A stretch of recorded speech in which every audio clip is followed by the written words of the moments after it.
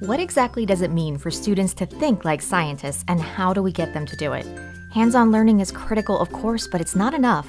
STEM Ideals Character Ed is the missing piece of the puzzle. Explicit, intentional study of how STEM pros engage with their studies and the world. In the STEM Ideals resource, you'll get posters for 25 ideals in 5 categories: growth mindset, skills and process, guiding principles, habits of mind, and beyond self.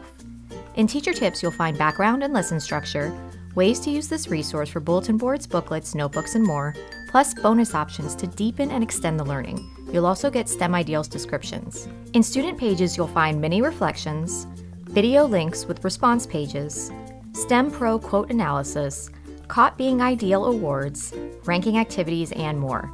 You'll also get access to a website with additional resources, including articles, books, videos, and more, plus a set of bulletin board headers.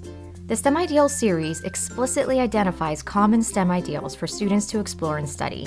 It's practical to implement with just one ideal per week for a few minutes each day, and it provides examples and quotes balanced by gender and ethnicity so all students can see themselves in STEM professions. Get your students working on their STEM wiring with consistent and intentional exploration of STEM ideals.